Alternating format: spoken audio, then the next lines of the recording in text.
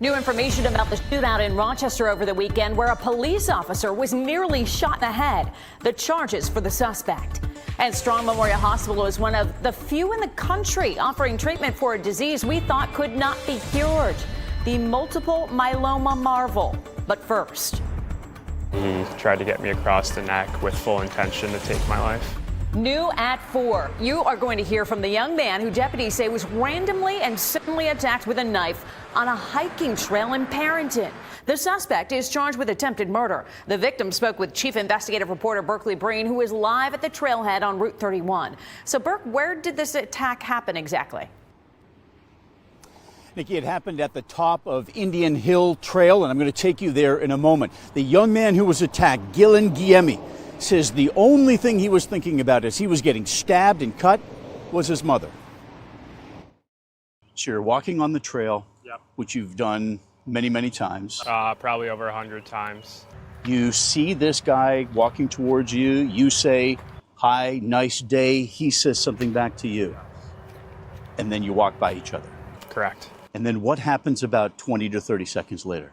The next thing I knew, I saw a guy with a knife in my peripheral vision.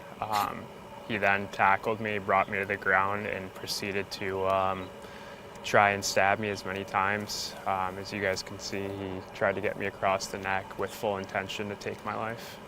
Dylan's hands, neck, face, and head show the markings of the attack. The attacker tried to gouge his eye out. So I'm walking up the blue trail of Indian Hill, and this is where Dylan was walking when he was attacked. What were you thinking as this was happening? Honestly, I was thinking about my mom and my family. I really care deeply about them, and I wasn't even more so concerned with my life as to what's going to happen to my mom. That's who I fought for, and at the end of the day, that's who I fight for every day. Dylan says it happened where the trail opens up into a clearing. Why do you think it happened? It's up to the kind of criminal process for them to figure it out. Obviously, in today's day and age, being of my skin tone, obviously that puts a target on my back. Dylan says he doesn't know the man who tried to kill him, never met him before. The sheriff's office says the man arrested is white. The first thing that comes to my mind is a hate crime. Is that on the table? It's on the table, but all options are on the table. So a hate crime is, that's really done by the DA's office after the fact. It's a sentencing enhancement. It's not a charge, an independent charge. This particular crime, if it were determined to be a hate crime, would fit the criteria. So hate crime really is up to the district attorney's office. The suspect is Derek Van Epps. The sheriff's office says they don't have any record of arresting him before or any criminal record with him, but he is in the Monroe County Jail on $50,000 bail. We're live in Perinton, Berkeley Breen News 10, NBC. It's just so crazy, so random. We obviously can see Dylan's physical injuries, but how's he doing mentally?